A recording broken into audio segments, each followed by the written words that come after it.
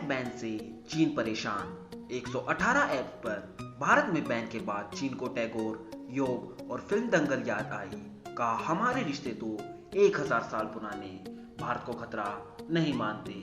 भारत सरकार ने बुधवार रात पबजी और लूडो समेत 118 ऐप्स को बैन कर दिया था।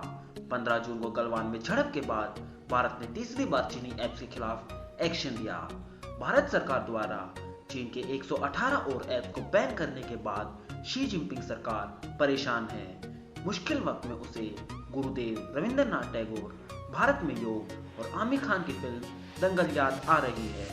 चीन के विदेश मंत्रालय की माने तो भारत ने अमेरिका के इशारे पर ऐप को बैन किया है।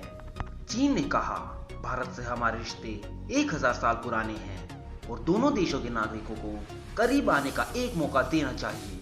भारत द्वारा 118 चीनी ऐप्स पर बैन के बाद चीनी कॉमर्स मिनिस्ट्री का बयान आया।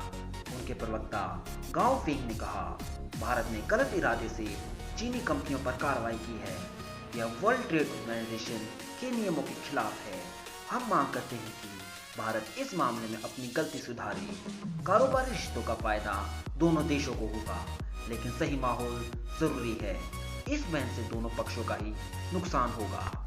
भारत के एक्शन पर चीन की तरफ से दूसरा बयान वहां के विदेश मंत्रालय का आया।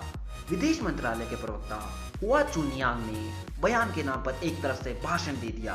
कहा एक तरफा बैन लगाकर भारत अपने नागरिकों को भी नुकसान पहुंचा रहा है, इससे हमारी कंपनियों को भी घाटा हो रहा है। मुझे हैरानी है कि जिस दिन भारत ने बैन का फैसला लिया उसी दिन अमेरिका ने दूसरे देशों को भी ऐसा ही करने को कहा। क्या इस मुद्दे पर भारत और अमेरिका एक साथ खड़े हैं? चुनयांग ने आगे कहा ये सभी को याद रखना चाहिए कि भारत से हमारे करीबी और ऐतिहासिक रिश्ते हैं।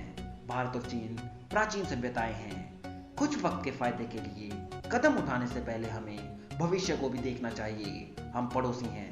दोनों देशों के रिश्ते 1000 साल पुराने हैं। रविंद्रनाथ टैगोर चीन में बहुत मशहूर हैं। उनके अलावा चीन में योग और दंगल मूवी भी काफी पसंद किए जाते हैं।